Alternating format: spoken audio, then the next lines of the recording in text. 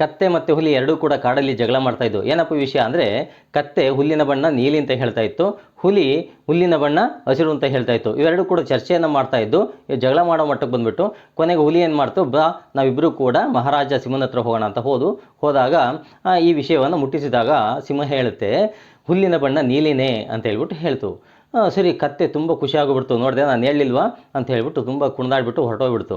ಹೋದ್ಮೇಲೆ ಹುಲಿ ಏನು ಮಾಡುತ್ತೆ, ಅಲ್ಲ ಮಹಾರಾಜ, ಹುಲ್ಲಿನ ಬಣ್ಣ ಹಸಿರಲ್ವಾ, ಯಾಕೆ ನೀಲಿ ಅಂತ ಹೇಳ್ತಾ ಇದ್ದೀರಾ ಅಂತ ಹೇಳ್ಬಿಟ್ಟು ಹುಲಿ ಸಿಂಹನನ್ನು ಕೇಳಿದಾಗ ಸಿಂಹ ಹೇಳುತ್ತೆ, ನಿನಗೆ ಅವಮಾನ ಆಗೋದಿಲ್ವಾ, ನಿನಗೆ ನಾಚಿಕೆ ಆಗೋದಿಲ್ವಾ, ಈ ಥರ ಹೋಗಿ ನೀನು ಕತ್ತೆ ಜೊತೆಯಲ್ಲಿ ಕಾಂಪಿಟೇಷನ್ ಮಾಡ್ತಾ ಇದೆಯಲ್ಲ, ಅದಕ್ಕೋಸ್ಕರ ನಿನ್ನನ್ನು ಸೋಲಿಸಬೇಕು ಅನ್ನೋ ಉದ್ದೇಶದಿಂದನೇ ನಾನು ಈ ಥರ ಹೇಳಿದ್ದು, ಹುಲ್ಲಿನ ಬಣ್ಣ ಹಸಿರು ಅಂತ ನನಗೂ ಗೊತ್ತು ಅಂತ ಹೇಳ್ಬಿಟ್ಟು ಹೇಳುತ್ತೆ.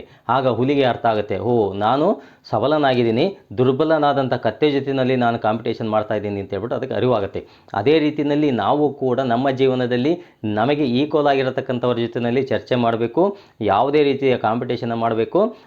ಅದನ್ನು ಬಿಟ್ಟು ನಾವು ದುರ್ಬಲರ ಜೊತೆಯಲ್ಲಿ ಹೋದ್ವಿ ಅಂದರೆ ಅದು ನಮಗೆ ಅವಮಾನವನ್ನು ತಂದುಕೊಡುತ್ತೆ, ನಾವು ಮುಂದೆ ತಲೆ ತಗ್ಗಿಸಬೇಕಾದಂತಹ ಒಂದು ಸಂದರ್ಭ ಬರುತ್ತೆ. ಅದಕ್ಕೋಸ್ಕರ ನಾವು ಕೂಡ ಎಚ್ಚರಿಕೆಯಿಂದ ನಮಗೆ ಸಮನಾದವರ ಜೊತೆಯಲ್ಲಿ ನಾವು ಕಾಂಪಿಟೇಷನ್ನ ಇಟ್ಕೋಬೇಕು, ಯಾವುದೇ ವಿಷಯ ಆಗಿರಲಿ.